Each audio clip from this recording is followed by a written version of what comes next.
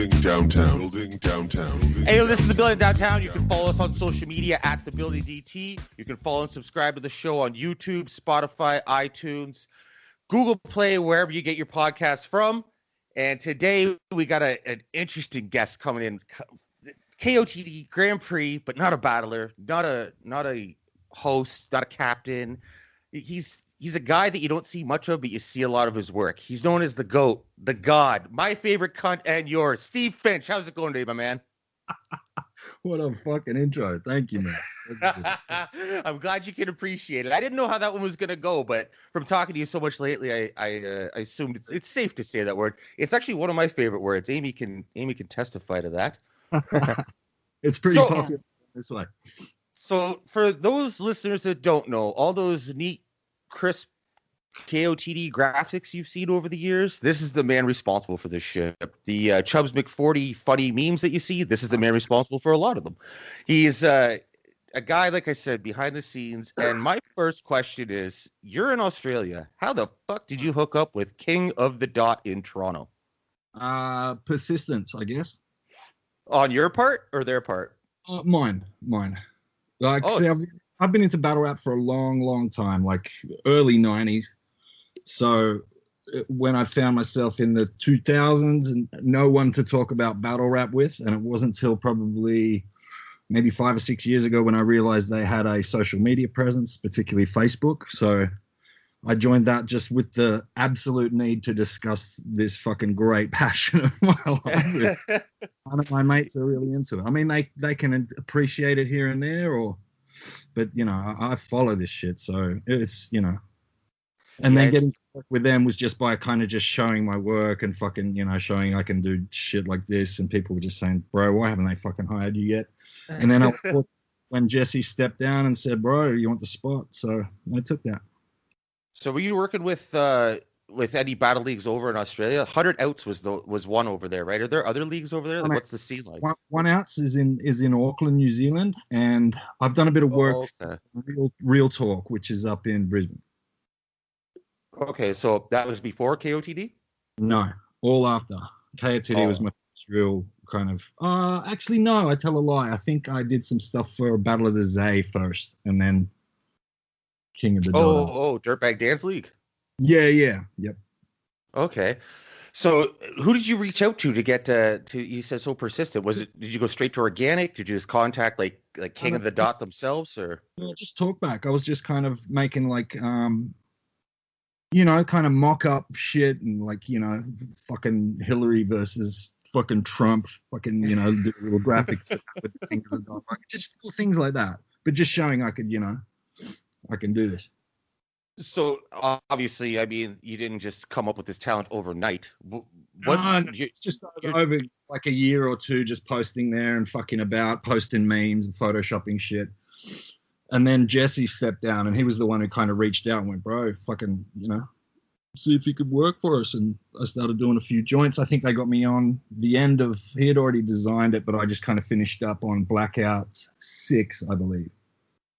And from then I just started chatting with Gannick and Gully, and we just rolled from there. And then when was your first trip over here to meet them, like to Canada? Very recently. Really? Yeah, I went to LA for World Domination when Disaster was battling young Russian lad. His name escapes me now. Sorry, I'm a bit baked.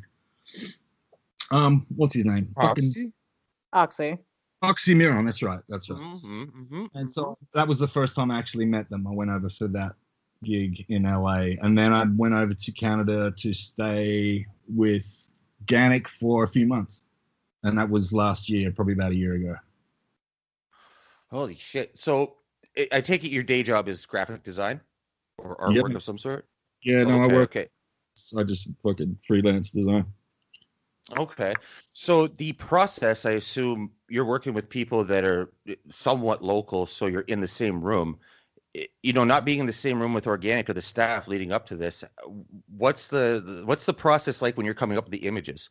Like who's all involved? How does the brainstorming go down? Or did they just say you have free range, go at it? Well, a lot of the time, yeah, it's just kind of free range. This one was a little different. We had some help. Charles had a guy on from, I think, London, a young designer who come up with a few of the base kind of logo and aesthetic. So I just kind of went with that this time, which is fine because I've been doing some other shit as well. So it's good to have a bit of help. So before working with KOTD and being a fan, like you said, since like the fucking late 90s, you never tried to reach out to Grind Time, URL, anyone else before that? For then it was just something I did religiously, just watch it. And then after a while I was like, fuck man, like I've got like just been watching this shit for so long. I was such a fan, like, but I've just got no one to discuss it with, I feel your fucking pain. I found Talkback and realized that there was a fucking army of people following this shit, and we could discuss battles and fucking, all that good stuff. So is the scene as big over there or bigger over here, or bigger in the States, like in North America? No, it's very small over here. There's leagues but they're few and far between, particularly after fucking this year. It's just been a clusterfuck. But no, it's nowhere near as big as it is over there. Yeah, because I'm trying to think. I mean, there's Manas, there's 360. Who are some of the other guys? Really good battlers here, mark my words. And has been over the years. Like Justice in Scribble Jam was fucking killing Justice, shit. yeah. It's good. Manners Ill is fucking dope, man. That guy's crazy. But even some of the new guys. Check out Ted, check out Vega. They're fucking dope as hell. Oh yeah, Vega. Yes, he is good. He's dope. I've seen quite a few of his battles actually. He's been silent for a little bit. No, I haven't seen something from him for quite a while. But I've just seen a couple of videos lately surfacing again. Hopefully they're gonna get something worked out and he can get a battle because that guy needs it. But check out Ted just dropped one on fucking Lex's league, iBattle. He went over to Staten, I think, for a battle over there, and he did really well. It was a really, really good showing. So check that one out. It's Ted versus I'll have to go. Yeah, just search Ted versus and then iBattle and it'll pop up. It's a good show. What are the travel restrictions like there right now? I assume that's got to be a part of the reason a lot of functions aren't going on. Well, it's all starting to turn around a bit. Like we did really well with that virus here, man. We're really smart. Everyone locked down and just fucking shut the thing out. Well, how fucking nice for you. Yeah, I know. I've been fucking really upset about what's going on in the world right now. Toronto's going back to red zone. Everything's shutting back down. No more than 5 people in the room. We're going back to hell. Yeah, that's fucked, man. I'm really sorry to hear that, guys. But you got leaders out there fucking telling the world that it's nothing. And what the fuck do you think's gonna happen? Mm-hmm. I knew we were going to reach this point in the conversation. We're 8 minutes and 1 second in. Fuck it. Let's go. Amy, I'm in Canada, right? And I try to just ignore all the Trump shit. And it's not like Amy goes around preaching it, but she has told me she gets a kick out of your remarks in Talkback or on Facebook, whatever, that you have to say about Trump. And it's like, fucking, where does this anger and rage come from when you're on the other side of the world? Right. It affects everyone, man. What's that? It affects everyone, that kind of shit, Oh. So, like, what do you like? You have it in for Trump, though. It seems like you've got a lot of comments, or is it more so just having fun? Look, for a bit of both. I think he's a fucking poisonous individual. He's a weak and a toad, and he's got an army of fucking idiots just following every move he does, and that kind of makes me a bit sick. It does. And I get there's trolls out there that cling to it and have some fun too, but at the end of the day, that man is fucking dangerous to having a high seat of power like that. It's just a fact. He's a glorified used car salesman. You think Biden's going to do better? Fuck yeah. I think the Lord Satan himself would do that. That's where that tuck's coming from. He's not telling you one thing and doing other shit under the table. That's in Trump's DNA. He's a shady cunt. He's a trickster, and he's a fucking manipulator. And he's lost billions. All these people that say he's a self-made billionaire. No, he was given everything. Self-made by his dad. You're describing any politician, though.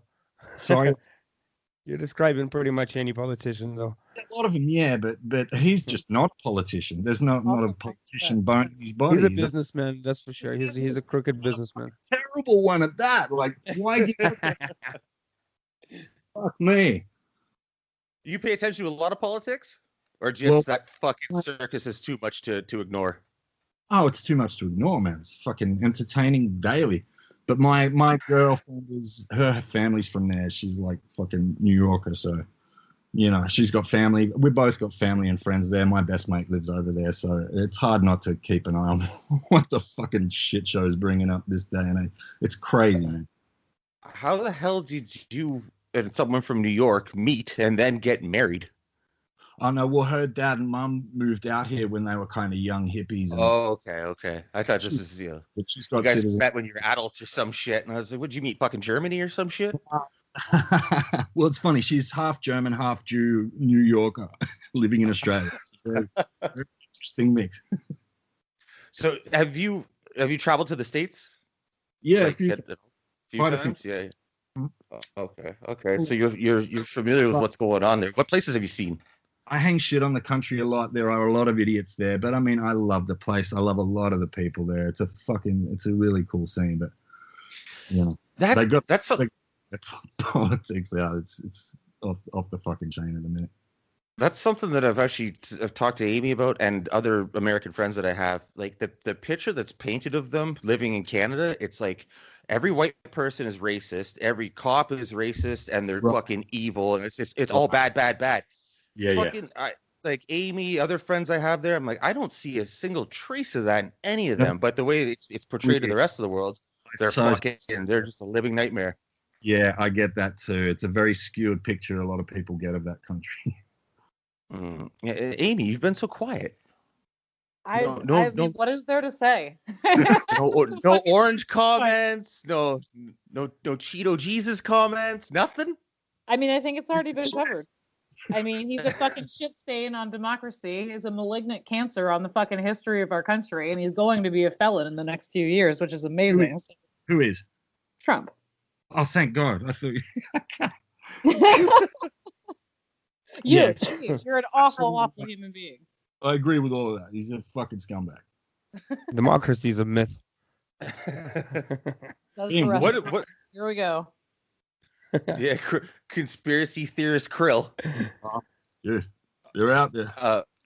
Oh yeah, I know. I'm sitting beside one right now. Yeah, I believe some. There's some I actually think they're right on the money, but a lot are just fucking Name one. Like what? What do you think is right on the money? Not going to name one because it's just a whole rabbit hole that I'm not moved to go. But there are a few out there I've gone, not even believed in, but just gone, you know what? That does not fucking seem too far from the truth. Like, it really doesn't. There's certain things going on in the world that the normal human just can't get their head around.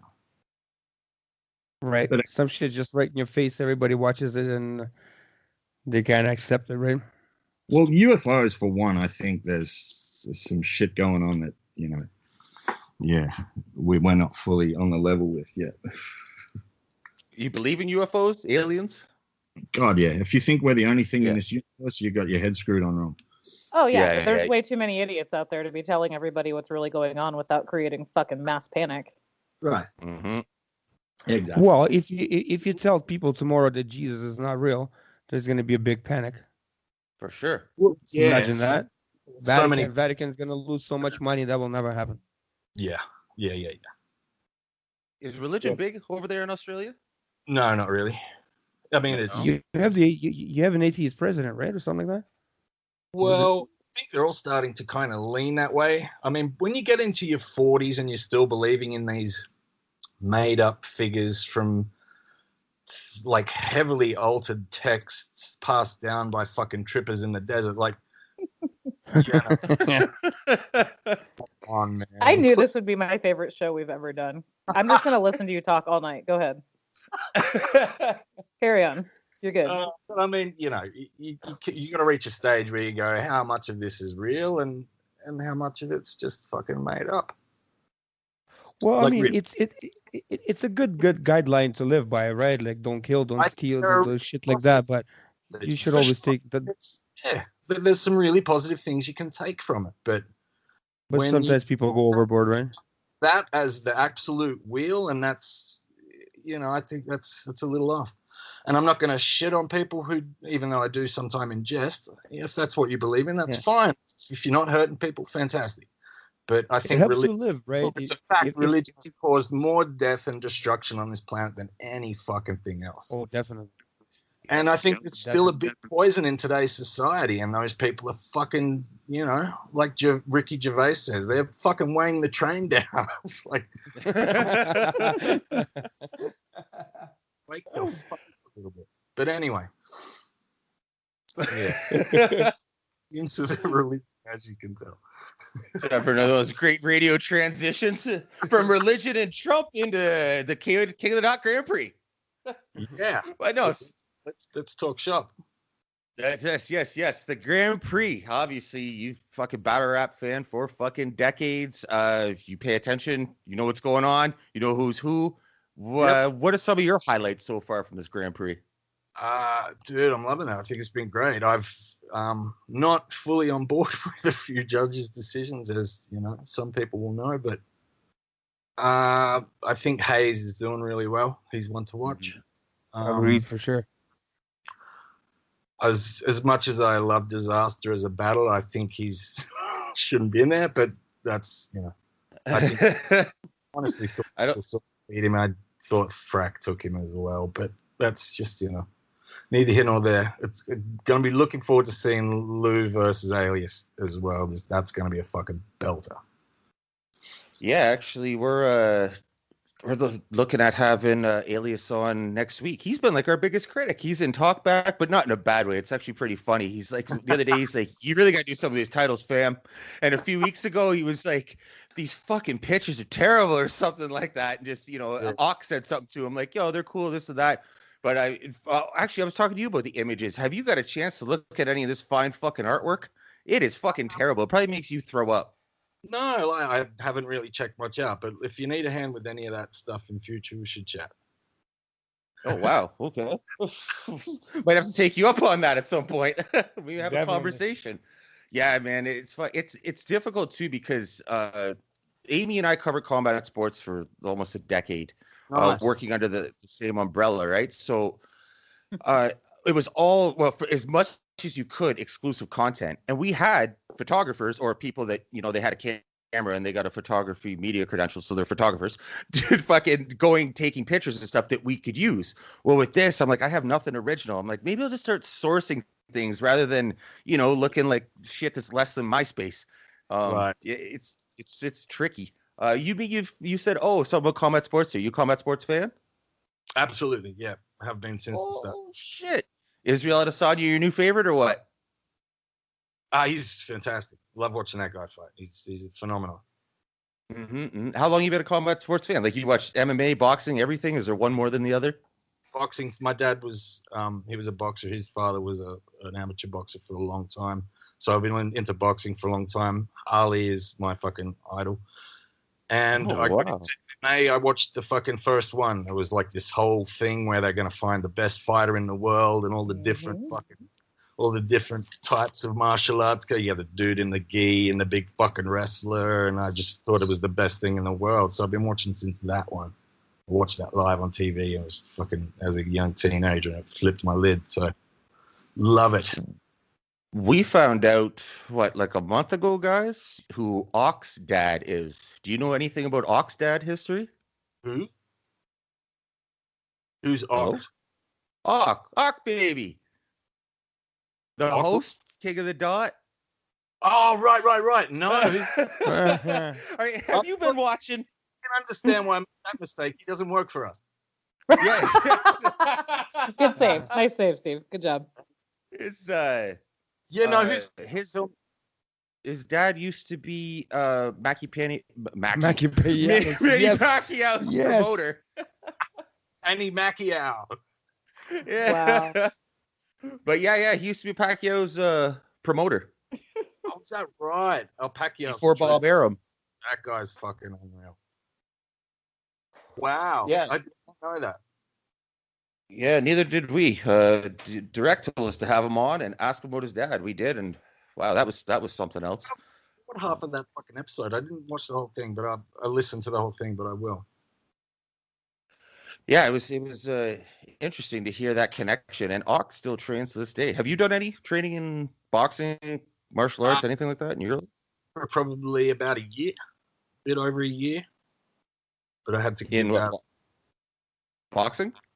No, Brazilian Jiu-Jitsu. Got a jiu-jitsu guy. Gonna have a grappling match against So Severe. That's right. He's so severe. Turned me inside out. Are you kidding? Yeah. He's got he trains in martial arts that I've never even heard of, like traditional shit. That was interesting to find out too. Big lad, I'd not like to get into a fucking tussle with that. I met him in mass. He's a fucking great guy. Yeah. From what we found out about him, it's good for everyone in society that he's a great guy now, because that size he used to use for a different reason, and some people got hurt over the fucking years. I can imagine. So back to the GP again. Great transitions. So Diz, while you're on the subject of Ox, that he's doing a fucking great job. Work for us or not, he's doing a fucking bang up job. Definitely. Disaster. So you think Frack won that one? Have you got a chance to go back and watch the battles? Do you get that inside scoop the way King Fly does? No, I've been asked for one or had to demand one and get it. Like, they're pretty tight with it at the minute. Okay. So I've not been just kind of watching them willy nilly as I'd love to. Okay, so you're the judgments that you do disagree with, that's based off one watch. Exactly. Yeah. Same with us. So, and the more I did rewatch the Diz one, and I'd still think he lost. Definitely. I thought he definitely lost to Thesaurus. I thought Thesaurus's shit before him skipping his last 16 bars or however many bars he dropped out was enough to beat Disaster. Like, I was fucking engaged more with it, laughing more, reacting more, fucking stink facing more. Whereas I thought Disaster kind of just wound up and, twaddled on a bit. So I was really pissed off at that judgment, but it is what it is. What are some of the other decisions that you disagree with? Probably just those two are the real standout ones. So Disaster twice. Yeah.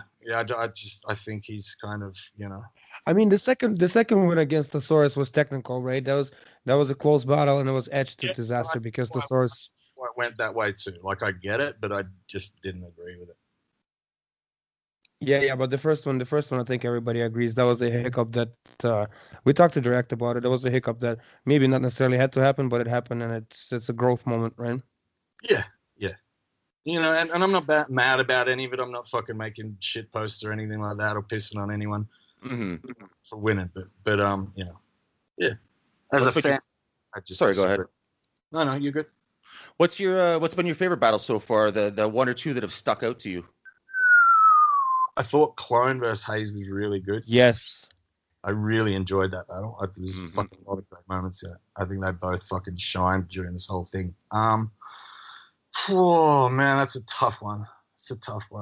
Oh, Sharon versus... Who did he battle first? Fuck. Shoddy P. I thought that was a great battle. I fucking loved that one. That was one of my favorites so far as well. Yeah, it's too bad Shoddy had those hiccups in every round. Shit is fucking dope. I love Shoddy P. He's a great guy too, man. Yeah. I'm a big Shoddy P fan, and best battle I've seen him in. To be honest, I thought he did his best work there. Yep, and the hiccups really fucking screwed him over. Yeah, I mean, Sharon was on fucking fire that day, so it's not to say that Sharon would have lost if it wasn't for those hiccups, but it did take away from the performance for sure. For sure.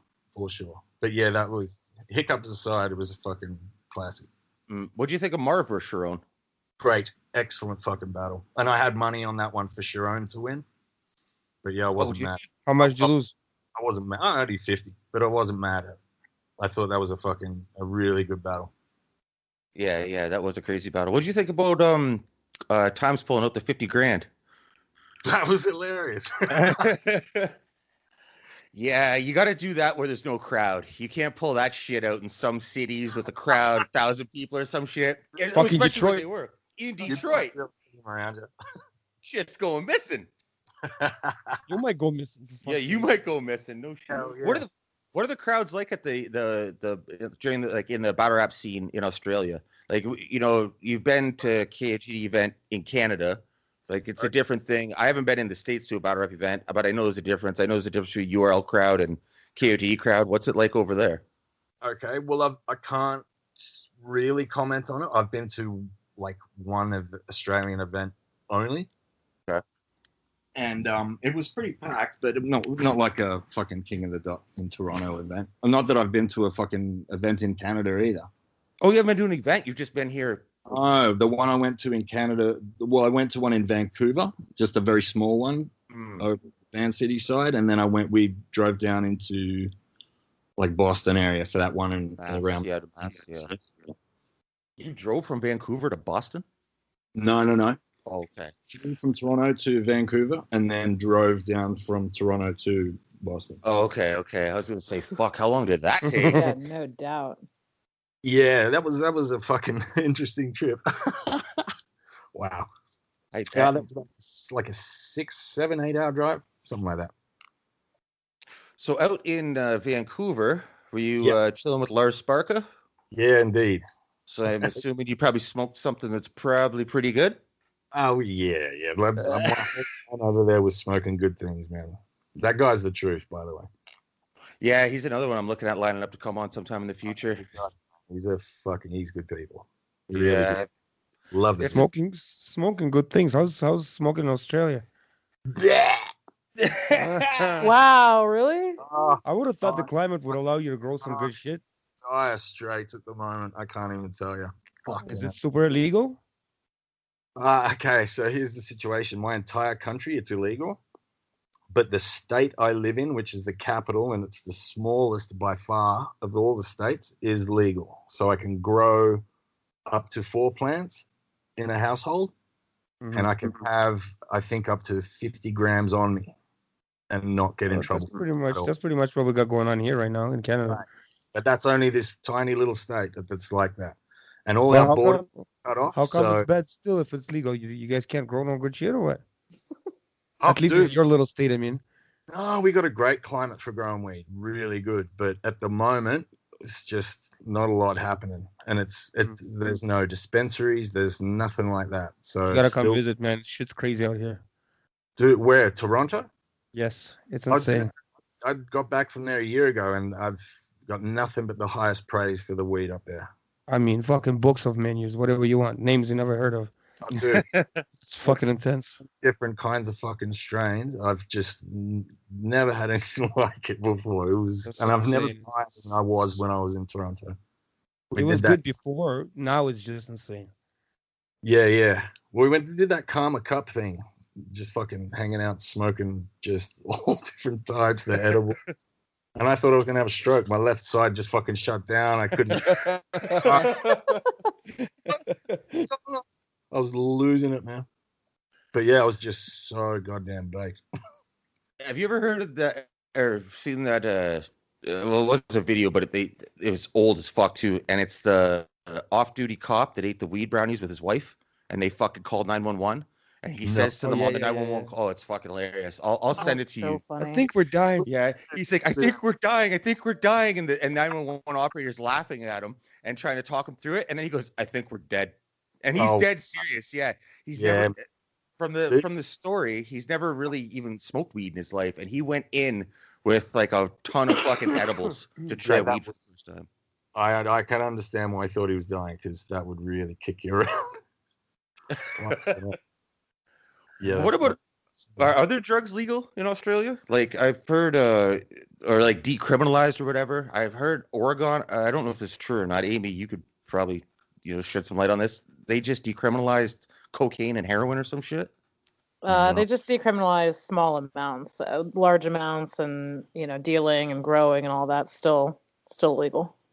Oh, illegal. Okay. Yeah, So small Steve, amounts. I don't know what the amounts are, but over there, what's it like? Is that shit like? Is it? No, it's not illegal? It's well, yeah. They've got things set up like shooting galleries in certain cities, like major cities where heroin's a big problem, but it's definitely illegal still. Is there a lot of people using it over there? Is there like an epidemic of some sort? Like here, fentanyl has become the new fucking pandemic where people are just dropping dead and overdosing all the time of fentanyl. Is there, coke, heroin, whatever, or even fentanyl? Is that a thing over there? Yeah, but not to any great epidemic. But I see what it's doing to the States and other places. It's fucking terrible drug, that one. Very dangerous. Fuck. Yeah, and it's usually branched off people that are taking pain medication for an injury, and then they're fucking hooked on dope, and then they got to get. Bro, there's a thing on YouTube of one of the scientists that was working on a formula for oxys, and he literally states that it was never supposed to be released to a major public or you know what I mean, like the population. Right. It was supposed to be given to you to drift off when you're already gone. You know what I mean? That's why they're spending billions of dollars on the lawsuit out on your they deathbed. just lost. You know what I mean? That's when you're supposed to be taking those things. Exactly. Another great transition back to the Grand Prix. I feel like I'm copping finally. What's that? I feel like I'm taking the lion's share of all the questions. Other guests want to go? We're down to the final 8 now. Oh yeah. Any surprises? Anyone you didn't expect to be here at this point? And not, I mean, this isn't you talking shit on them. I'm not trying to say it, but anyone that you holy shit, I can't believe he's here in the quarterfinals. I thought he'd be out by now. Type of thing. No, I think came out of the shell the most, yeah. Right? No, man, I think they all got a spot there. Yeah. You nothing. No one surprises you. Disaster. Disaster. Like, this whole fucking thing. I'm not. I've got a lot of respect for the guy. He's great at what he does. I think he got outplayed twice. Yeah, you're not alone on that one. Well, the thesaurus one, obviously, because of the cutting his round short. I think some people thought the thesaurus kind of he did that to himself. He himself in a way, but he Frack one. I don't agree with him. You think even with that material, eh?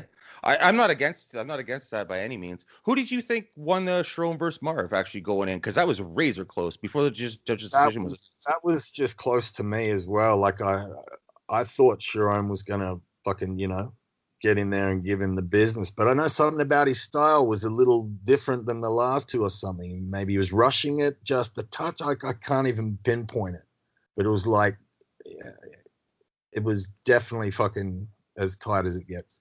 Like for me, well, it was just like, fuck, man, I have no idea who's going to win this one. And then I saw the judges' votes were at 50-50. I was like, fuck me. Yeah. It can't get closer than that. Anyone who said robbery needs to fucking cop a palm. That was just, nonsense talk. What about the Frack Diz thing? Do you think that's a legitimate reason to yell robbery? Yeah, look, I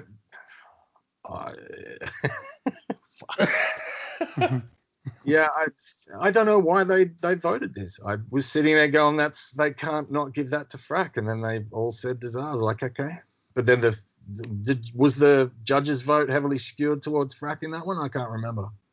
It was like 78-22 or something ridiculous. Right. Yeah, so yeah. I can see why people would call that one a robbery, but Marvin, sure, no fucking way. No. That actually, the final score, if it would have went Sharon's way even, I was like, yeah, that's the right score for that battle. Split the judges and 51-49 on the fan vote. That's the correct score. Right. Battle rap doesn't get much closer. That couldn't have worked out better, huh? Exactly. And although I lost $50, I'm like, fuck it. That's fucking, What is the money difference there? What's the what? What's the money difference there between your money and... Because you say you lost $50. Did you lose 50? You guys were on par. With the States, it's a little bit skewed.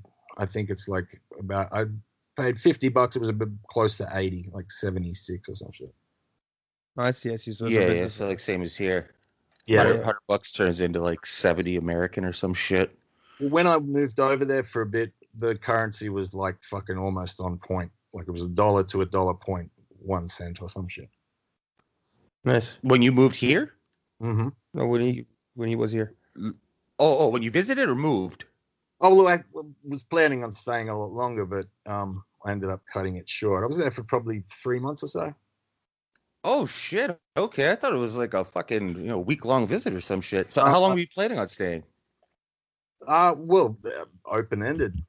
Oh shit! Work out. I just wasn't thrilled with the area we were living in.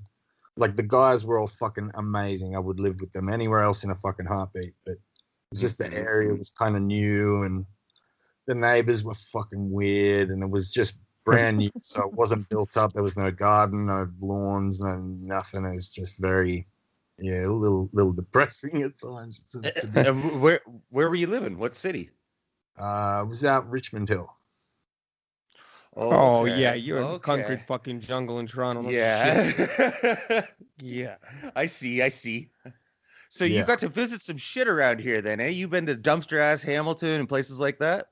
You know what? I loved Hamilton. I thought Hamilton was fucking dope. That's the local Detroit. Yeah. Bro. Everybody loves Hamilton, but when you go there, it's like you gotta watch it. Like, is that guy gonna stab me? Is that guy gonna rob me? You gotta be on your P's and Q's when you go to Hamilton. Sure, for sure. Yeah. I've been to quite a few places like that where you just got to really, watch what you do and say and keep your head on a swivel.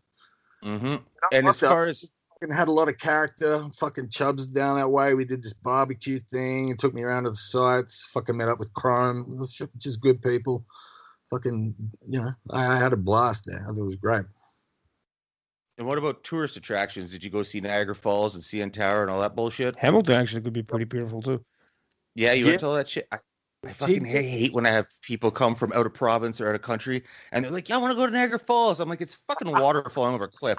I've been there so many times. It's not that fucking interesting. I want to go to the CN Tower. It's a fucking building up in the clouds. It's not that cool. If you've lived there your whole life, I get that because I'm the same with landmarks around my areas. But for me, it's like these places I've seen on movies, on TV so many times. And so to just kind of set foot there and take a look yourself, I'll do it. So we did there was some lookout peak up above Hamilton, and then we went to Niagara Falls and checked that shit out. See, I thought it was just a waterfall with a fucking like a viewing platform. I did not know there was like a giant little fucking mini Las Vegas attached. Yeah. Oh, yeah. Oh, yeah. Yeah, that spun me out. I was like, whoa, okay. I had a moment like that. I went to Italy. I dreamt about seeing the Coliseum. Went there, got disappointed. That was hilarious. I've got friends who had the same disappointment. Fuck, man. My whole life I wanted to see Coliseum, and I was just like, what? Krill was so excited before he left. Yeah, he was so excited. He went there, and then he's messaging me on Facebook when he said, he's like, I'm here. This place fucking sucks. Fucking dumb. I hate this place. He's so disappointed. Yeah, it was not what I expected, but I'm happy you enjoyed Canada though. Yeah, I did. I loved it, man.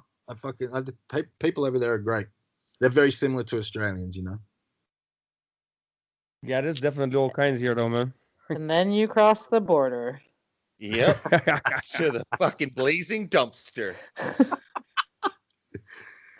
Yeah, Amy and I have been friends a long time. We talk a lot of shit to each other. Wait, you said New York. Where's your girlfriend from in New York?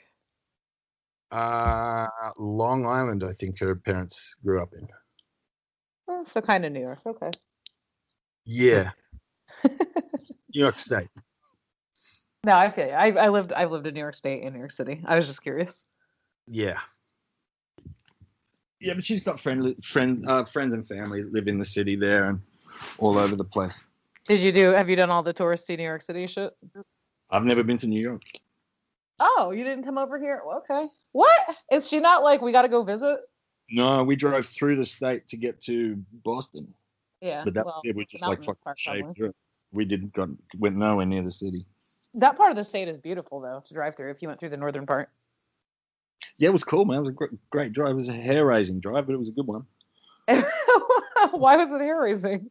Oh, just the driving over there. I can't get my head around. See, in Australia, there's a lot less people, so I think there's a bit more space between cars. So when you're barreling down a ride on someone's ass at fucking 120 kilometers an hour, it's fucking. You've been to LA too, you said, right? Yeah, yeah, that's a whole different time. Yeah, well, nobody's driving that fast there because it's a fucking living parking lot everywhere you go. So I ride motorbikes, so I've done a lot of riding around LA, and it was fucking daunting. The freeway stuff is hectic. Oh, what was it like going through the border from Toronto to Boston, and you're in the car, and you're from Australia, and I assume you're with a car full of Canadians? Yeah. How was that? It was weird, but cool, man. Did they ask anything? Like, No, how the fuck did you get here? No, they asked where we were going, but no, he didn't. Why I was? How complex is it for Australians? Did you need a bunch of visas to go to Canada and States, or was it just open? No. We're in the same Commonwealth, so it's easy as So it's all open. America's a different story, of course, but Canada's, easy. So yeah, that's what I think Krill's asked. So going from Australia to Canada to the States, was that more challenging? Well, not for me either. I just have to put in an application and wait 2 weeks, and it's because I've got no priors as an adult. All my criminal shit was as an adult. He specifies. Thank God. So yeah, they're fine. So I had a visa booked, and I go and visit a friend of mine in Hawaii before I go anywhere else in the mainland or to the north of that this time. So yeah, I already had the visa stamped, so I just handed in the passport, and it was in you go. You just say you go visit a friend in Hawaii? Yeah. Yeah, I was gonna say a little pit stop out in the Pacific. No, yeah, you don't just drop Hawaii like it's nothing. That's like a dream fucking place for people to go to. I just pop in Hawaii on my way to Canada. What the fuck? I assume you like traveling. Love it. So I go to Hawaii as often as I can. I got a friend who lives there, and he's fucking living the life. So it's just great to fucking check in with him, and I get to do the most amazing shit while I'm there. So, I'm one of the lucky ones, to be honest. How's the flight? Is it a one long flight, or is it 36 switches? Bull. It's fucking terrible, dude. From here to that side, if I don't break it up by stopping somewhere like Hawaii or fucking Hong Kong or something, it's like fucking 13 to 17 hours in a fucking fart tube in the sky. It's frightening. That's what you get for living on an island, sir. I know. That's fucking, couldn't be further away from everything. I mean, I would love to get. Here's my thing. I'm an avid traveler myself, and I have a long international bucket list that I've not even begun to touch. And I'm not gonna lie. Like, Australia's on it, man. Like, I'm about that life. I rock with that. And then I remember that your fucking animals and creatures and dinosaurs are bigger than my dogs. And I'm just like, I don't know what, because I don't want to go outside. I don't want to do things and see things and get eaten or stung or killed or whatever. And I'm just like, I want to see things, though. Yeah, no, there's a lot of myth to the animals that live here. A lot of myth. Like, the questions I was asked when I've been in America and Canada and stuff is just like, I'll get a real kick out of it, to be honest. Oh, I thought that was real shit. Oh, do they have things that fucking jump out of the trees with like giant fucking fangs and stuff, bro? Yeah. That was amazing. Fucking kangaroos, bro. Really? Yeah, like y'all have some big ass like spiders. I'm not okay with that. There's like all kind. They're a real thing. I mean, look, I lived in Florida for a decade too, right? That's like little fucking dinosaurs, basically crocodiles, alligators, fucking bears everywhere. Yeah, sure. All of that to how far away you live from a city. No, it does not when you live in Florida. Okay. Yeah, they come to your house. Yeah. Oh, okay. Well, yeah. Fuck. Where's that? Florida. That's a different kettle of fish, though. They're like famous for their fucking. Is it gators they got there? Oh, dude, there's gators. Yeah. Fucking alligators, crocodiles. Fucking not cool with. I never saw. Here, you laugh your ass off probably on this one. I never saw an armadillo in my life until I lived in Florida, in person. And I swear to God, I thought it was a little dinosaur. Those little motherfuckers are not cute. Well, I kind of dig them. I'm one of my favorite animals is a pangolin, which is I think in the armadillo family, and that's as close to a dinosaur as you're gonna get. They're like little stegosaurus kind of fucking things. Wait, aren't pangolins how COVID started?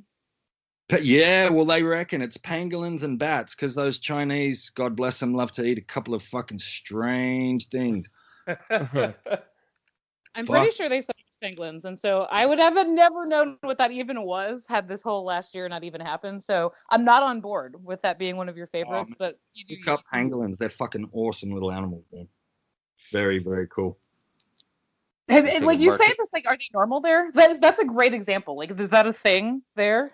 No, they're mainly African, I think, and like Asia, Africa, I think. But there's none here, like in the wild. We got a very unique set of animals that are like nowhere else. You do. It's the weirdest thing.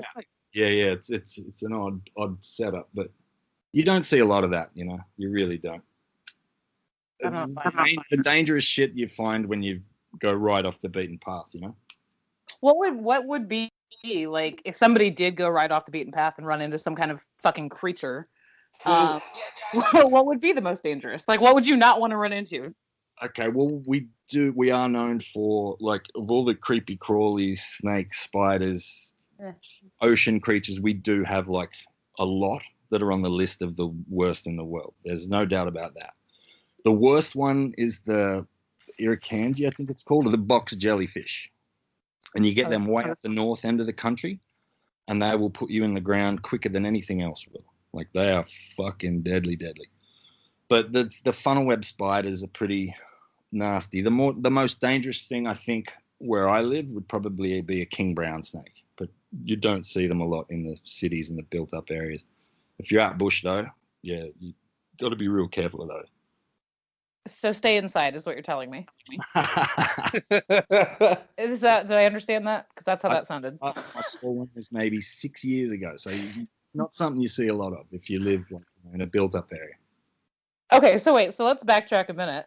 You're talking about them eating strange things in China, and you're talking about pangolins. Mm-hmm. Do y'all not have strange shit you eat down there? Sure. Some things would be deemed really weird because they've never even heard of the animal, like emu steaks or fucking. That's not weird. I don't eat a lot of that stuff. What do you eat? Kangaroo is pretty tasty. I love dude. One of the best burgers I ever had in my life was a kangaroo burger, and conversely, some of the best jerky I've ever had was an emu. Yeah. Very sinewy, very gamey kind of flavor. You can't eat a lot of it. It's pretty fucking sharp in flavor. I like it. Delicious, very tasty. I want a pet kangaroo. You need to stop eating them. Dude, no, aren't they mean though? No, they're awesome, man. They're great animals. Fuck yeah, man. A little Nate Diaz looking one. Fuck yeah, that's exactly what I want. Hell yeah. What the fuck? Kangaroos are the coolest fucking animals. I'm not even a big animal guy, but I've watched a ton of documentaries on those things. They're like little Muay Thai boxers. They stand on their tail and they throw those front teep kicks in your guts and shit. Those are fucking awesome. Yeah, man. Yeah, they're fucking badass, bro. When you were up in Canada, did you get to try a poutine? I did. Yeah. You did. And what'd you think? Overrated. Come on. You loved it. What's not to love? Amy? Oh shit. I Fries, didn't say gravy, it's not to cheese love. I'm curds. saying they're overrated. Chips, gravy, it's got fucking curd. Fucking delicious. Good time. Throw some of that bacon in there. Oh, see, Fuck now off. we've gone off the rails. I was underwhelmed. What can I say? Amy went to Montreal, the home of the fucking poutine, tried one and still didn't like it. I was offended. I did not like it. I just don't understand what the big deal is. What's not to like? That's what I'm saying. Okay, wait. Okay, Cheese here we and go. potato, man. I don't like. I'm not a French fry person. That's the problem. I don't know. You should be a better chef. You should learn to enjoy more. I don't fucking cook French fries as a chef. You're goddamn American. You went to culinary school. You're a fucking chef, and French fries are like the most American shit ever. How do you not make French fries or like them? Steve, are you enjoying your time with us? Indeed. I also don't like bacon. Are we gonna do that too? That's just criminal.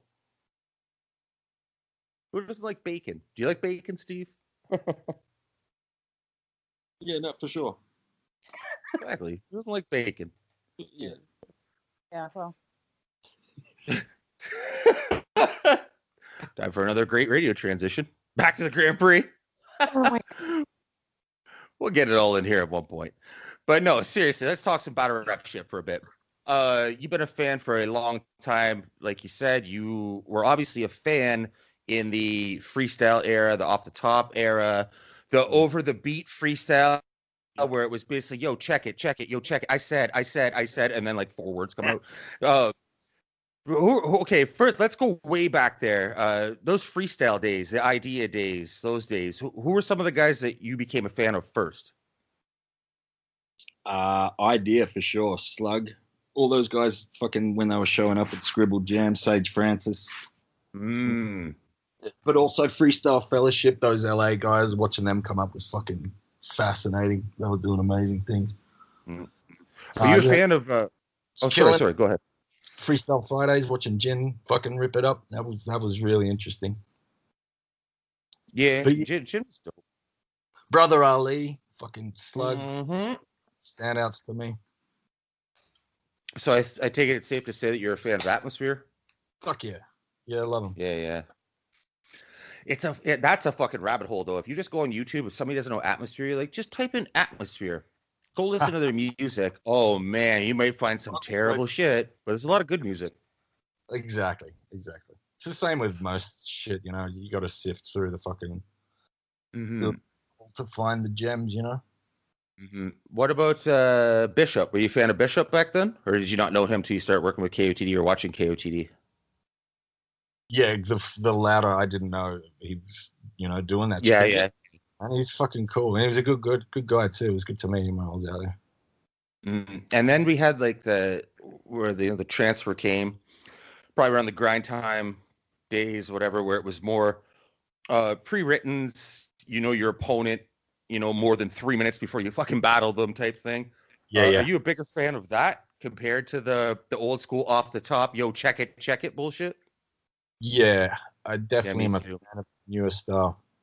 Although the freestyle shit was just amazing for what it was, you know. Just I have a lot of appreciation for those guys, the real freestylers who can just fucking drop it with anyone at any time.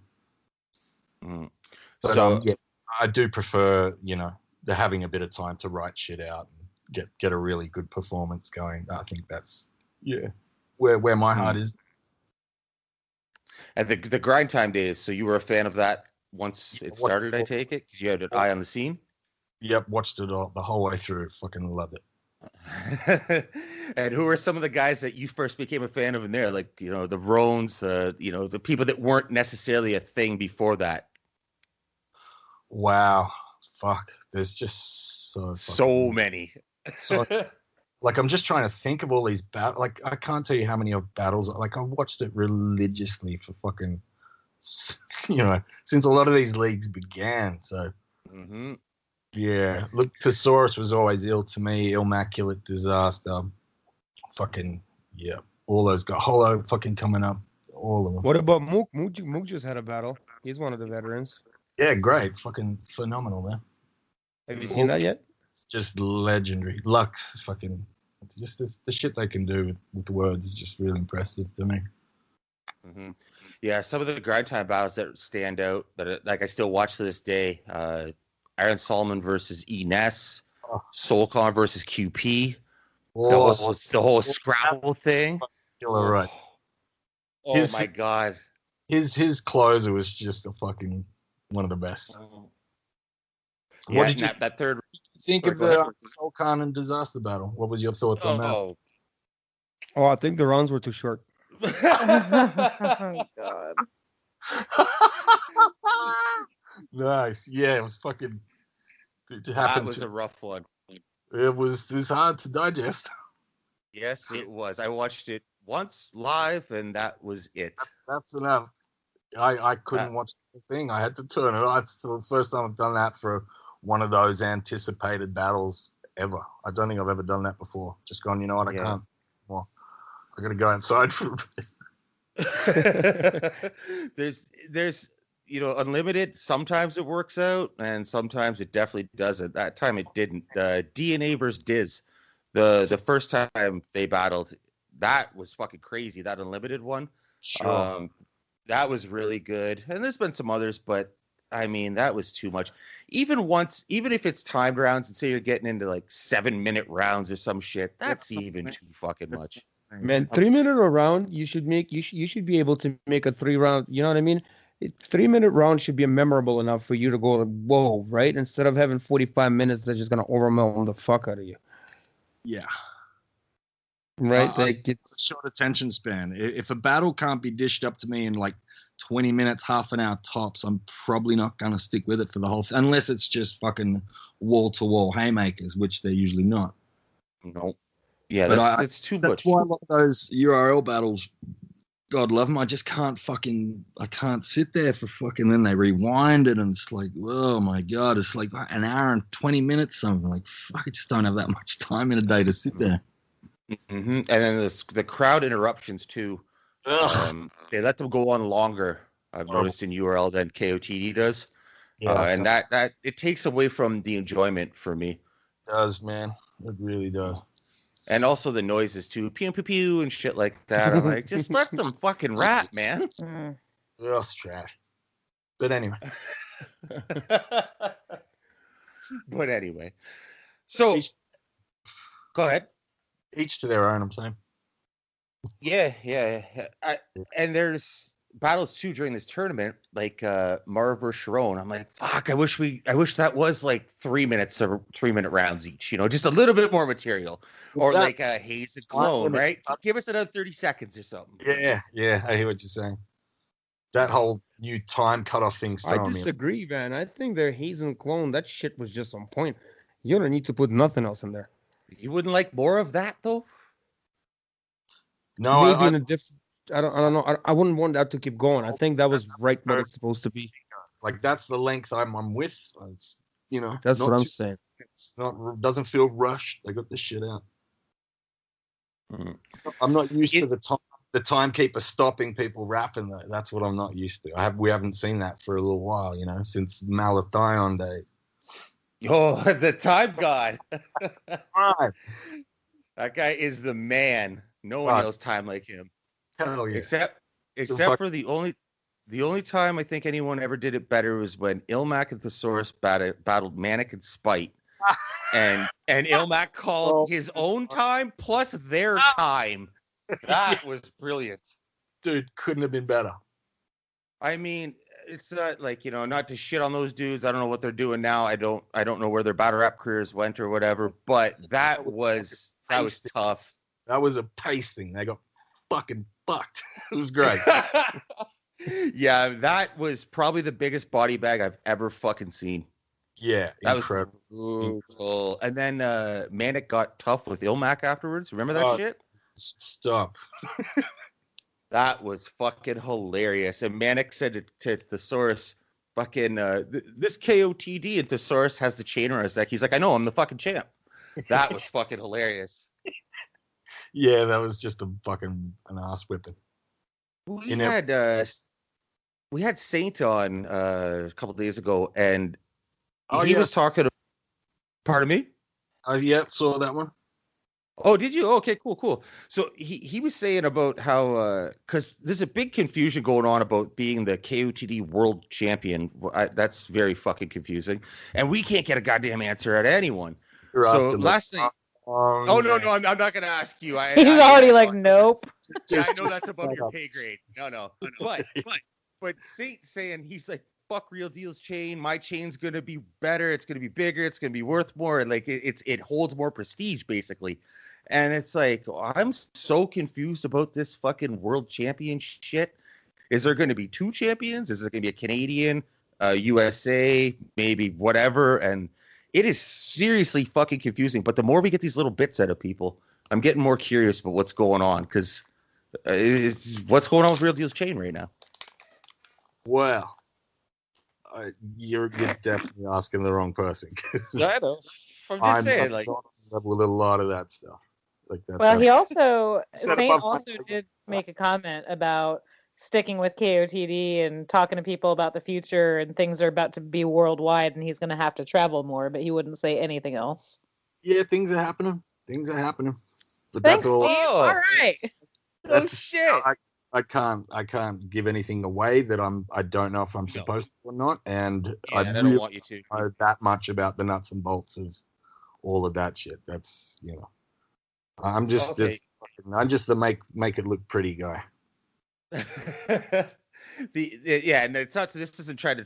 I'm not trying to prod and pry and get something fucking out of you. But do you? So you do have an idea? Yeah. Okay. Yeah. Wait, back up a sec. The Make It Pretty guy. Was there any for you like additional like stress or anything being that this was now on Twitch? No. Well, it's the volume is what's been like, the hardest thing for me to get my head around. Because usually it's just I design the things, the flyers are all done before they start releasing them, and then once they start releasing them, I'm usually kind of just chilling, watching it all happen. But this time it's like a weekly fucking thing, and then there's the new battlers coming in to fill the undercard. So it's been hands on. I mean, but the nice thing is it's formulaic. I mean, you're not doing brand new designs for every event, right? So it's fine, but I enjoy doing that anyway. I don't. And how long is the process for you to create the image? Sorry, Amy. How long is a piece of string? It all depends, man. Okay. Yeah.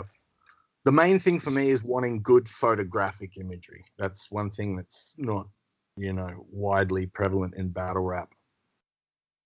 Okay. Amy, sorry, I did I cut you off there? No, I was just saying, like, it's got to be also when we're watching a stream, right? And like, we all know when we're watching the replays and they're running back the video, like, we all sit here and go, yeah, this is why they have avocado, right? But then you're saying a weekly thing. These graphics are not just once a week. I mean, these are coming out hours after an event ends. They're coming out in the middle of the week randomly. I mean, do you have like a set schedule, or you just kind of like hit me with what you need, or let me see who wins and I'll do that? I'm usually watching it because that's another thing that's been difficult as well, is the time frame I'm in. So while everyone's settling down at night to watch these over there, it's fucking sparrow fart over here. I'm up at like 6 a.m, 5 a.m, and shit. So I watch it, and then as I see the winners, I can make the graphics up as I go. So I'm kind of doing it on the fly.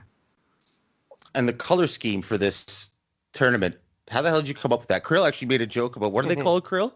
The 80s paper cup? The 80s paper cups. You looked up the name and everything. What's that story, Steve? No, I didn't do it. That's not my work. That's someone else? Yeah.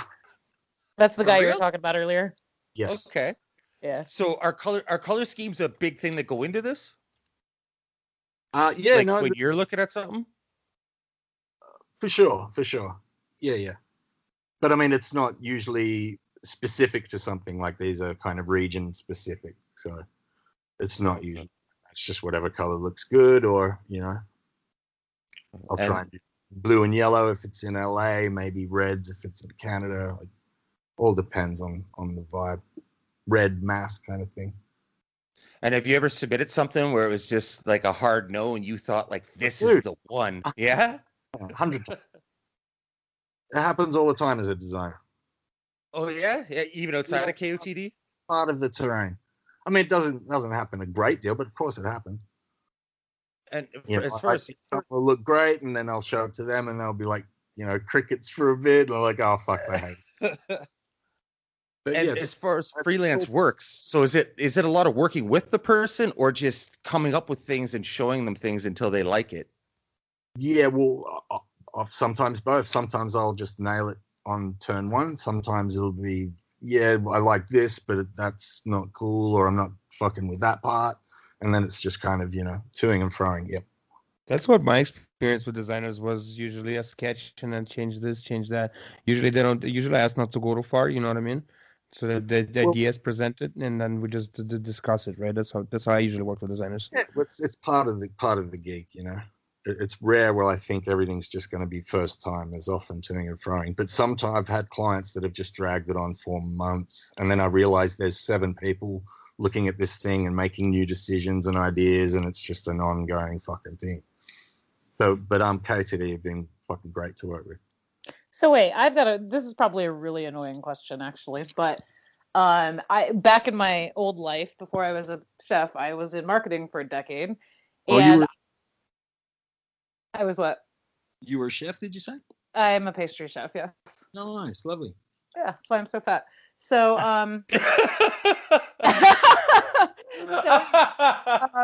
so I was one of those 7 assholes, right? That was like, working with designers and getting designs.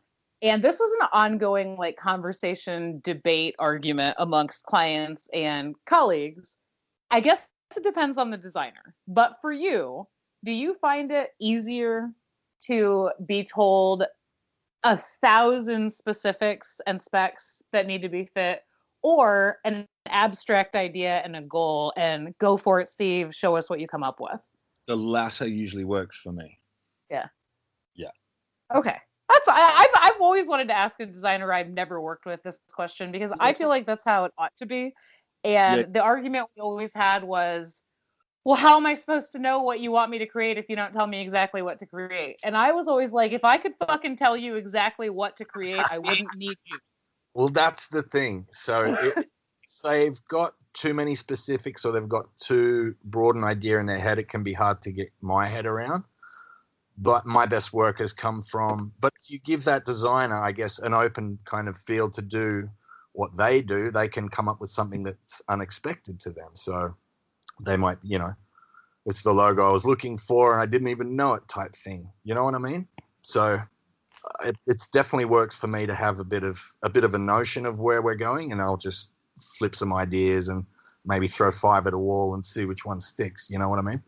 Yeah, I mean, I feel like that's how I assumed it would be supposed to be how it worked. Like, otherwise, why are you paying? Because also designers, especially the ones that are decent, y'all, I mean, I realize what you do is not the easiest thing. I can't even draw a straight line with a ruler. I cannot imagine being a designer, but I mean, y'all make pretty decent money, right? So I'm just like, if you're paying somebody this much money, let them do what they do. Jesus. Sure. Yeah. I just always wondered. It's been a long-standing thing in my life that people are always like, why can't you just tell people what you want? And I'm like, I want you to make something for me. That's your job. Yeah. No, I'm with that. So have you ever had like anybody specifically, like not a league, but have you ever had like an artist or an athlete or anything? I mean, battle rap is where I'm going with it because that's why we're talking to you, but I assume freelance is freelance and you don't just stick in entertainment or music. Have you had people like come to you directly and be like, I want personal branding, I want whatever for my Instagram stories? Like, what little random things pop up for you? Yeah, no, all the time. I'm constantly been doing some battle rap tees. I've been doing fucking album covers for different people. Lots of stuff. Yeah, but since I've dipped my toe into the, battle rap scene and all that, it's been, fairly constant. Is there something you enjoy working on the most? Sorry, what's that?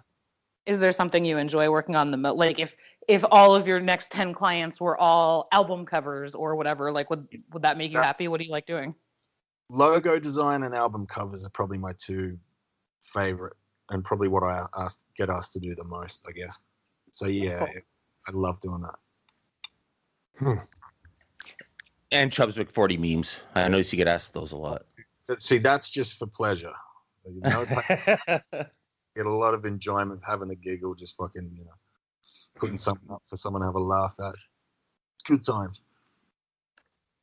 Outside of battle rap, I know you and I were messaging the other day. I was making a joke actually about the terrible artwork I do, and you commented something about, it's amazing what people consider art and this and that. What has been like something that okay, this is like I guess a two-part question.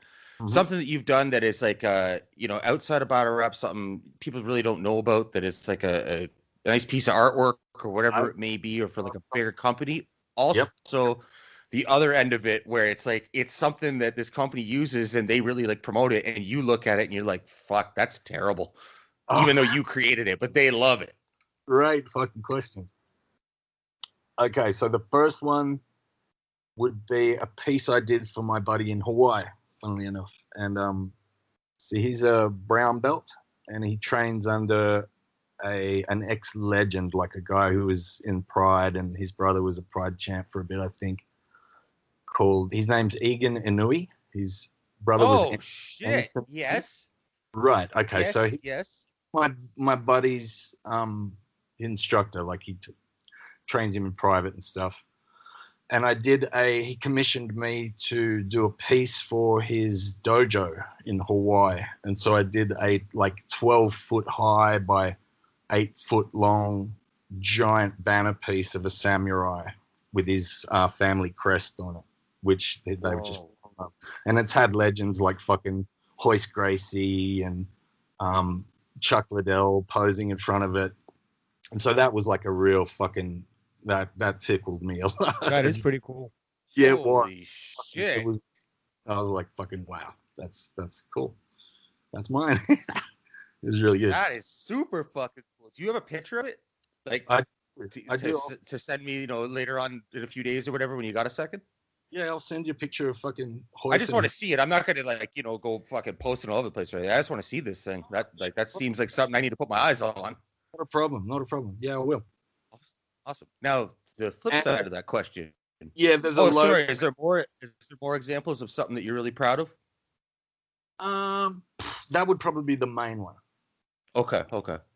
And the other side of that spectrum would be a logo I designed for a shoe company that they're still using, that I've just like been begging them to update it for free even, and they're like, no, we like this one. Oh my God. It's bad when you're offering for free. That's legit. Right. You see people wearing that shit? With me? You see people wearing that shit with your logo on it? Like, you see people wearing that clothes? What's that, man? He can't hear you. Oh, sorry. Do you see people wearing that shit? The logo that you designed for the shoe company. Do you see people wearing those shoes? No. It's only a small company. No. No, I thought maybe, you know what I mean? Thank fucking Thought maybe God. doing big things. Yeah, no. Not LeBron James shoes.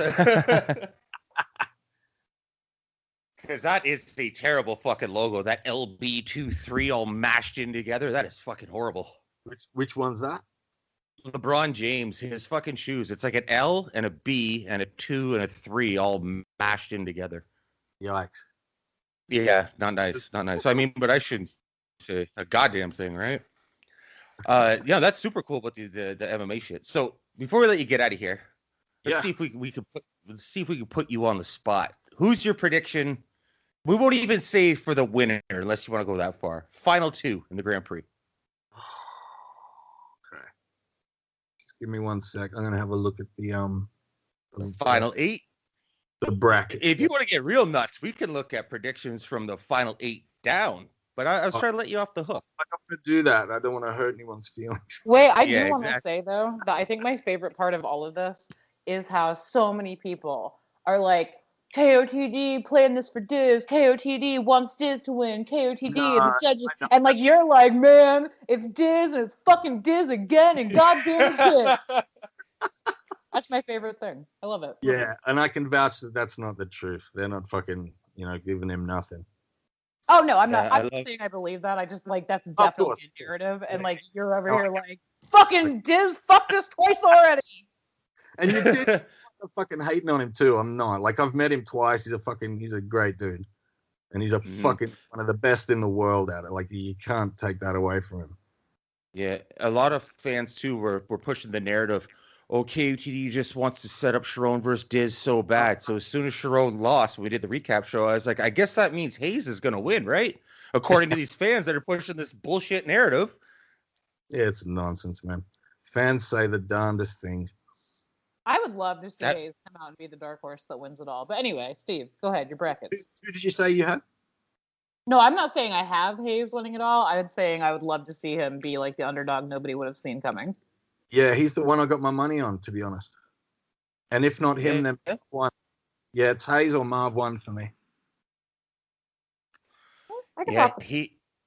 Hayes has been incredible in this tournament. He's in the zone, and when it's a tournament, it's like he doesn't have to stretch this over 10 years. It's like playoffs in sports, right? If you're you're in the zone, everything's clicking for the playoffs, you can win a fucking championship. Yeah, and it might just be me, but it feels like he's getting stronger round by round. Yeah, he's gaining more confidence and everything. And it's not like he lacked it before, but I'm just you can see it, you can feel it, you can hear it. Yes. And we've had him on twice now, actually, and I think we even asked him like he doesn't have pressure on himself. He doesn't feel like he needs to go out here and.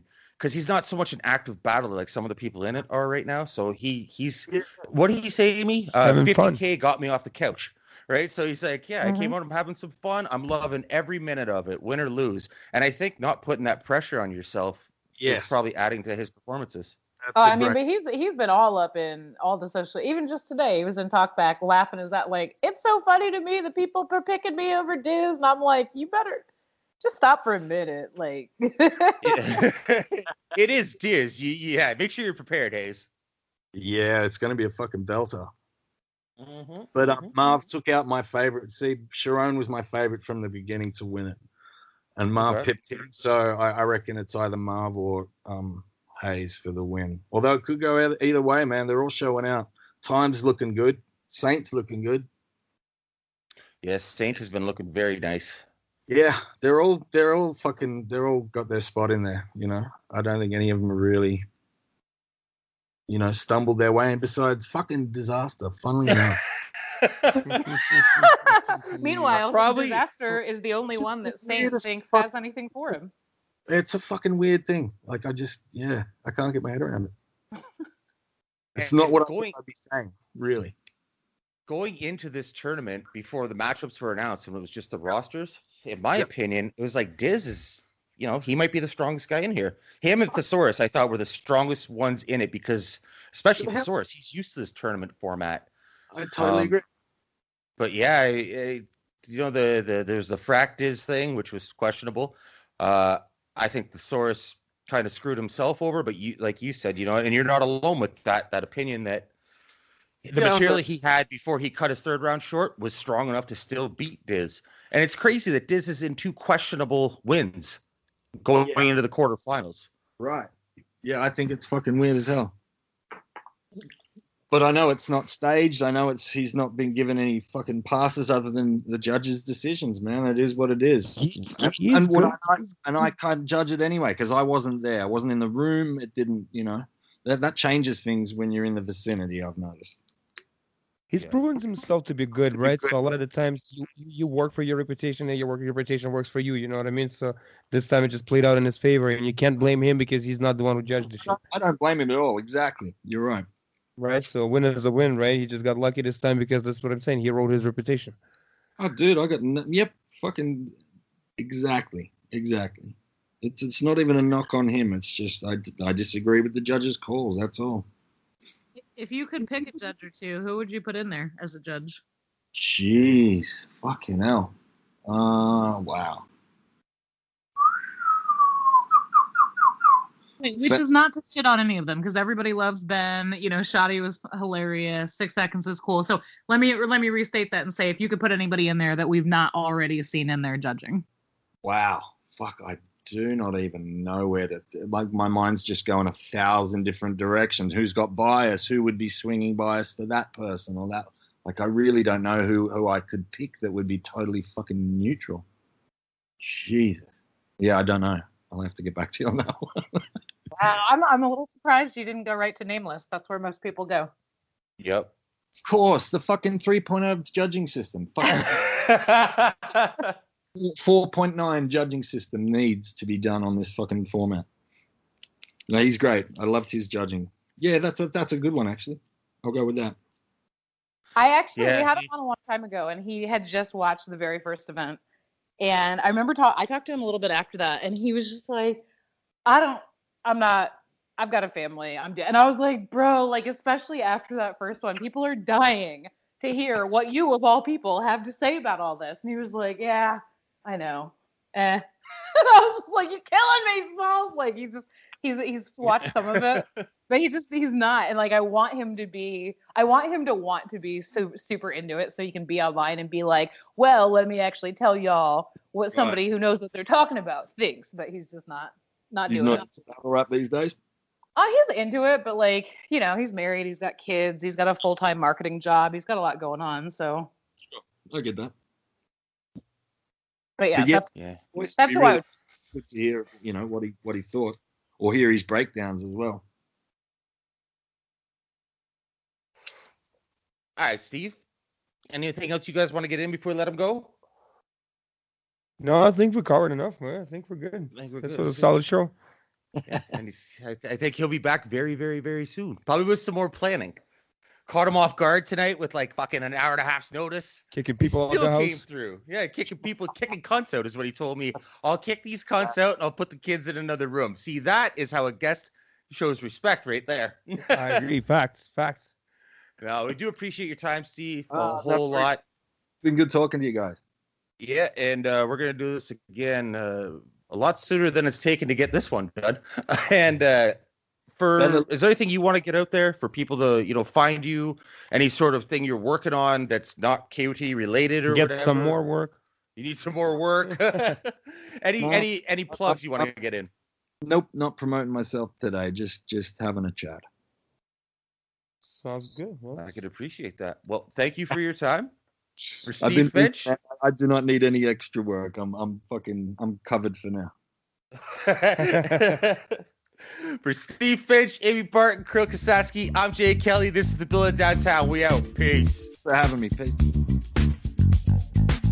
Building downtown. Building downtown. Building downtown. Building downtown.